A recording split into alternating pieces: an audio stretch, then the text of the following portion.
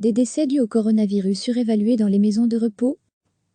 Sophie Wilmès a consacré un certain temps de sa conférence de presse, ce mercredi, à évoquer la situation dans les maisons de repos et de soins, MRS.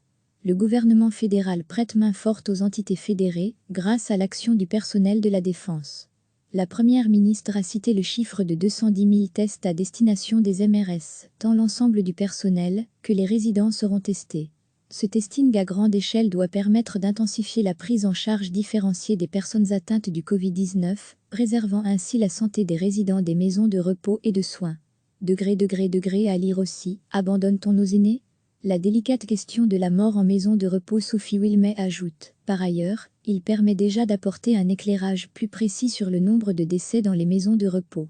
Ainsi, si la Belgique a fait le choix de la plus grande transparence dans la communication liée, ou peut-être pas, au Covid-19, il semble toutefois que certains rapportages soient surévalués. Depuis quelques jours, lors de la présentation des chiffres journaliers des décès dus au coronavirus, Science nous différencie les personnes mortes à l'hôpital ou en maison de repos. Dans ce contexte, des questions se posent sur le nombre qui semble très élevé de décès déclarés Covid-19 dans les MRS. Sur le plateau du journal télévisé de 13h, le docteur Yves Copité, épidémiologiste et professeur de santé publique à l'ULB, a déclaré que seuls 3% des décès avaient été testés positifs au coronavirus, et qu'un certain nombre de décès, qui semblaient être au Covid-19, n'avaient pas été testés. Pourra-t-on tester post-mortem un certain nombre de décès suspects et, peut-être, attribuer ceci à d'autres que le Covid-19? Si c'était le cas, les chiffres belges de mortalité pourraient baisser, qui sait de manière significative, recevez chaque matin l'essentiel de l'actualité. Sophie Wilmès a consacré un certain temps de sa conférence de presse, ce mercredi, à évoquer la situation dans les maisons de repos et de soins, MRS. Le gouvernement fédéral prête main forte aux entités fédérées, grâce à l'action du personnel de la défense. La première ministre a cité le chiffre de 210 000 tests à destination des MRS, tant l'ensemble du personnel que les résidents seront testés.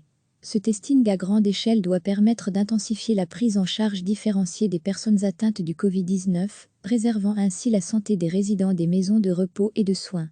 Degré à lire aussi, abandonne-t-on nos aînés?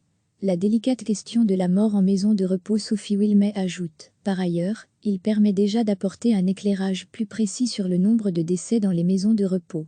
Ainsi, si la Belgique a fait le choix de la plus grande transparence dans la communication liée, ou peut-être pas, au Covid-19, il semble toutefois que certains rapportages soient surévalués. Depuis quelques jours, lors de la présentation des chiffres journaliers des décès dus au coronavirus, Science nous différencie les personnes mortes à l'hôpital ou en maison de repos. Dans ce contexte, des questions se posent sur le nombre qui semble très élevé de décès déclarés Covid-19 dans les MRS.